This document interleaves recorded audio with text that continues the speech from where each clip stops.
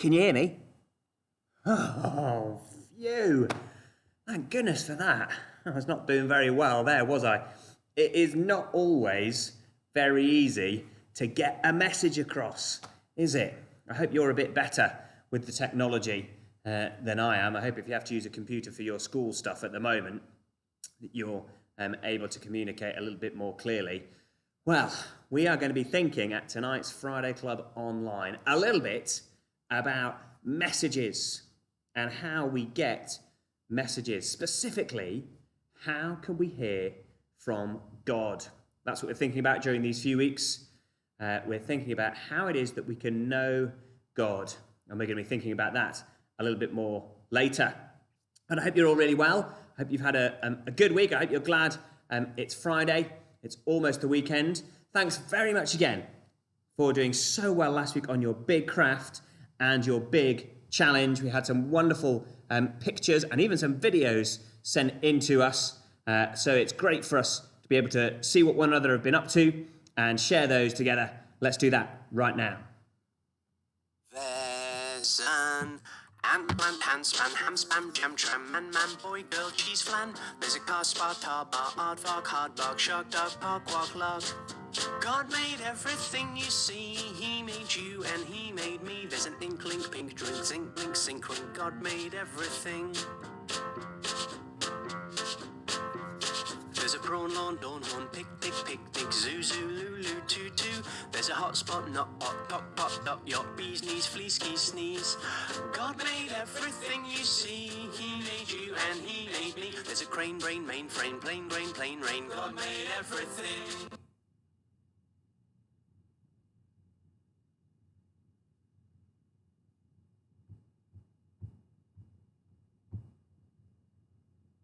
He made me, there's an inkling, pink drink, zinc, blink, sync, ring. God made everything.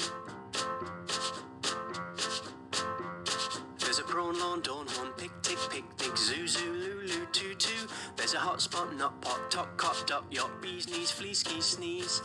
God made everything you see. He made you and he made me. There's a crane, brain, mainframe, plain grain, plain rain. God made everything. I want to go into a beach to swim on water and to build a castle sand. I go beach. Brilliant. I think we get the impression there, don't we, that lots of us would rather be somewhere hot and sunny. We'd love to be at the beach if we could be.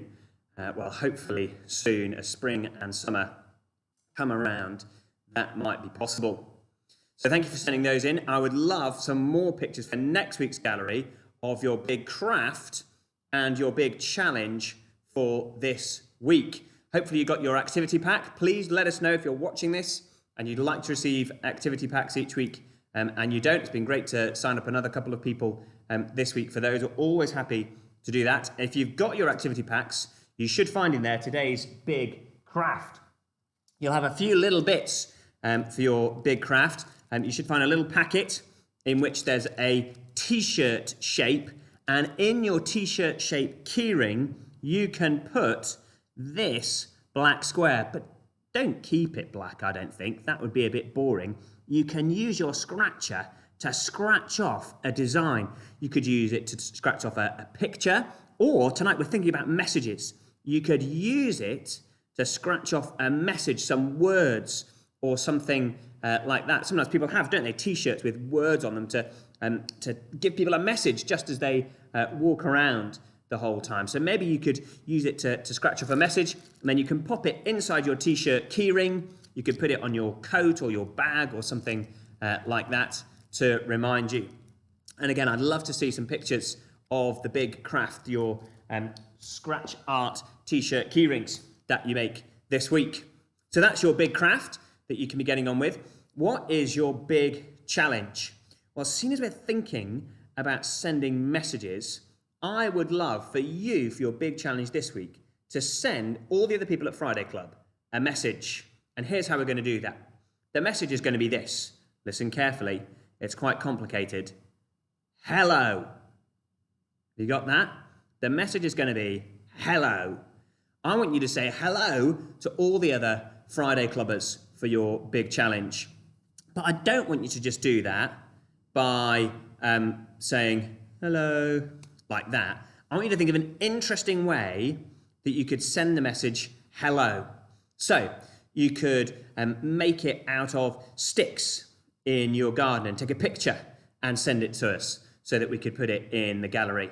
If it snowed again, I'm not sure it's going to, but if it snowed again, you could have carved hello into the snow and taken a picture of that.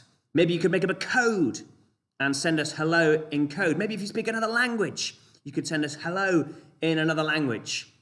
Whatever you want to do to say hello to all the other Friday Clubbers, that's what I want you to do for your big challenge this week. While we're thinking about sending messages, I want you to say hello to all the other Friday Clubbers in an exciting and inventive way.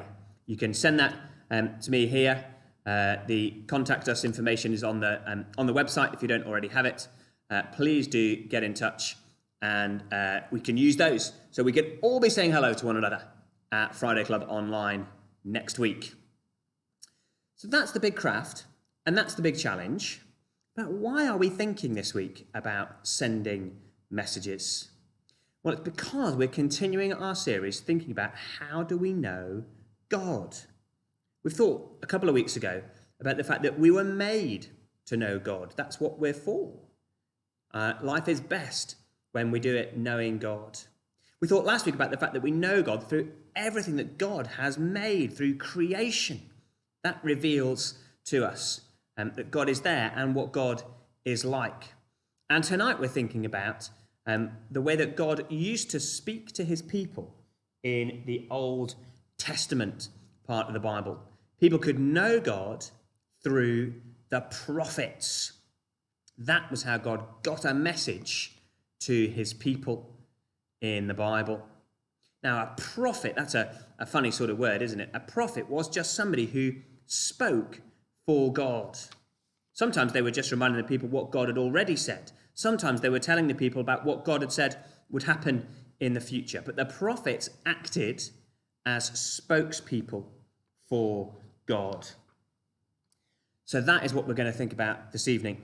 And we're going to do that by looking at a little bit of the Bible in a book called 1 Kings chapter 21. So that's 1 Kings chapter 21. So while you grab a Bible and look that up, I've just got to run and grab something. I'll be back in 10 seconds. You can count it.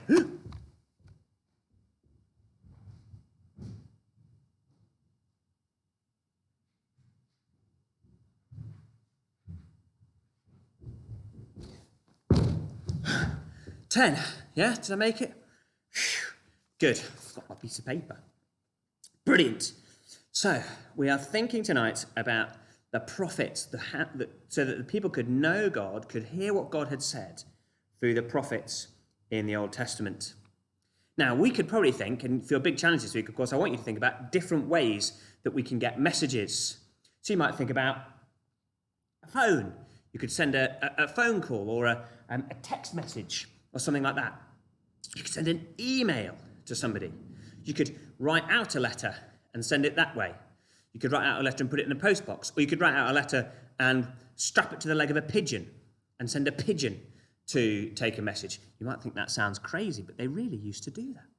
All different kinds of ways to get a message to people. Well, here in 1 Kings 21, we're thinking about a story, a true story that happened a long time ago, about 900 years before Jesus, so almost 3,000 years ago. And God wanted to send a message to his people. And so he'd sent a prophet. Can you remember, what did we say a prophet was? Well done. A spokesperson for God. God spoke to his people through the prophets long ago. And like we just thought about those different ways of sending messages. Well, so God would use the prophets to send different types of messages. There were three main kind of types of messages that the prophets would bring for the people. They might bring a warning. That was the first one, a warning. They would say, stop doing what you're doing, and they would explain what will happen if the people didn't. They might bring a second kind of message, a message of discipline. They might say, well, because of what you've done, because you haven't been listening to God, because you've been doing wrong things, not the best things, not what God says, well, this is what's going to happen. Discipline. Or they might bring a message of comfort. That when the people said sorry, when they realized they're doing things wrong, God would send a message of comfort for them, to remind them that he loved them, that they were his people, that he wanted good things for them. So the prophets brought a message of warning, of discipline, and of comfort. Now here in 1 Kings 21, there was a king, and his name was Ahab, and he needed to hear those kind of messages. We'll pick it up in 1 Kings chapter 21 and verse 25. 1 Kings 1 verse 25 tells us something about Ahab. It says, there was never anyone like Ahab, who sold himself to do evil in the eyes of the Lord, urged on by Jezebel, his wife. Sadly, Israel had some bad kings, and Ahab, well, he was one of the very worst. Ahab was evil, he did lots of bad things, and his wife, Jezebel, she kind of urged him on, encouraged him to do these bad things. Now, of course, because of that, God was not happy with Ahab. And so God sent Ahab a warning. But how would he have done that? How would Ahab have known? What have we said? What do you think? How would God have sent a warning to Ahab? A prophet. You're right. God sent Ahab a warning using a prophet. But Ahab just ignored it. He carried on doing what he wanted. Well, a little bit later, Ahab decided he wanted a piece of land because it looked good for him to plant some vegetables and that sort of thing. And he wanted this piece of land, but the problem was that the place he wanted to plant his vegetables, this piece of land, it didn't belong to him. It belonged to someone else. It belonged to a man named Naboth. In fact, him and his family had had this piece of land for years and years and years. If you go back to the start of 1 Kings chapter 21, verses 2 and 3, it says this, Ahab said to Naboth, let me have your vineyard to use for my vegetable garden, since it is close to my palace. In exchange, I will give you a better vineyard, or if you prefer, I will pay you whatever it is worth.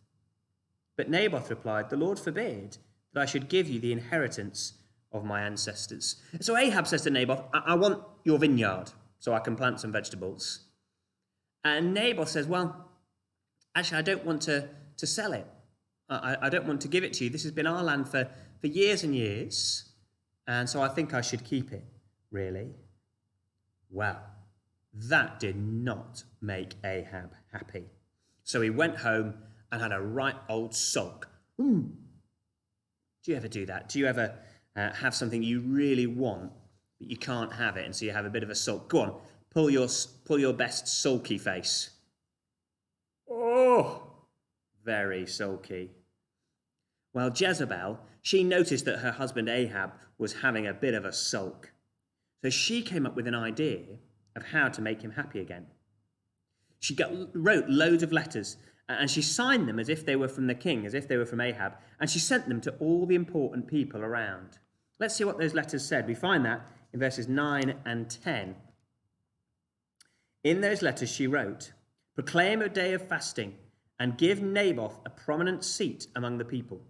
Put two scoundrels opposite him and get them to bring charges that he has cursed both God and the king. Then take him out and stone him to death. Jezebel wants to get everybody to come together and get rid of Naboth so that Ahab can have his vineyard. That is totally terrible. But sadly, the plan worked. And after it had happened, after they'd had this meal and they'd told lies about Naboth and they'd got rid of him, well, Ahab went and took that vineyard for himself. Do you think that's right? Do you think that was fair? Nuh-uh. Well, Ahab, he was happy. He'd got his vegetable garden. He thought he'd got away with it. But Ahab soon had a knock at the door. and it was somebody bringing a message from God. Who do you think it would have been? What sort of person have we thought about? A prophet. You're right, it was a prophet called Elijah. Elijah told Ahab that God knew what he had done. And since Ahab had already had the warning, well, this time he would have a different kind of message. He would have a message of discipline. 1 Kings 21 verse 21 says, I will make your house like that of Jeroboam son of Nebat and that of Baasha son of Elijah, because you have aroused my anger and called Israel to sin. Now those houses were people where everything had gone badly wrong. God says, Ahab, I know what you've done. Through Elijah, he sends him a message and says, you're going to have to be punished. There's going to have to be discipline because of what you've done wrong. Oh no, Ahab thought to himself. He tore his nice clothes. He put on horrible, itchy clothes. He didn't eat because he wanted God to know he was really sorry for what he'd done. Well, God heard Ahab's sorry, and so he sent Elijah to him once more. He sent his prophet to speak to Ahab. This time, not with a message of warning or of discipline, but with a message of comfort. He said, Ahab, I'm going to take the kingdom away from your family because of the terrible things that you've done, but I will hold off doing that until after you have died. In his mercy, God had chosen to withhold the full punishment that Ahab deserved. You see, all the way through the story, God was speaking to the people involved. He was speaking in particular to Ahab, the king, messages of warning and discipline and comfort. That's how God spoke through his prophets, through his spokespeople to his people. And those kind of words, words of warning and comfort and discipline, they were words he spoke through his prophets time and time again. And one of the greatest things that God said over and over again to his people, one of the greatest ways that he comforted them right throughout the Old Testament, was to tell them that one day he would send somebody to save them. Someone who would save them from their sins and change their hearts to love God. The people would look forward to the day when the Saviour would come, because the prophets would keep reminding them of God's promises, of God's words of comfort, so that they might keep following him. And of course, those are still the same words that God says today. God tells everyone that they can turn away from their sin, they can say sorry and trust in him because he sent the Saviour, Jesus. Those are the great words of comfort that we find God saying to us, as well as words of warning and of discipline if we ignore him. God doesn't quite speak to us in exactly the same way as he spoke back then. We're going to think about that next week. But God has always wanted his people to know him. He's always wanted to get a message to them. And that's why for a long time he did it by having special spokespeople, the prophets, who could speak to the people on his behalf and give them a message of warning, of discipline, but of comfort. That God loved them, that God would save them if they would only follow him. Well done for listening. We're going to think a little bit more next week about, okay, well, that's how the people got messages from God then. Although we can still read those messages now, but how do we hear God speak? How do we know God today? That's what we're going to be thinking about next week at Friday Club Online. But in your activity packs, you should find your activity sheets and ready for your big swig, your sweeties. So you can grab them now and hopefully you'll enjoy doing the sheets and eating the sweets. It's a nice little rhyme, isn't it? Maybe I'll try and make that a regular feature. Doing the sweet. Oh, got it wrong. Doing the sheets and eating the sweets. Practice that with me. Doing the sheets and eating the sweets. Okay, that's what we'll be doing again next week. Friday Club Online will be back, same time, same place. Remember, I'd love to see some pictures of your big craft, your t-shirt, scratch key rings, and the big challenge. I want you to send a message. I want you to say hello to all the other Friday Clubbers, but to do it in an interesting and surprising and exciting way so that we can take a look at them together next week. Have a wonderful week. Thanks for tuning in. See you soon.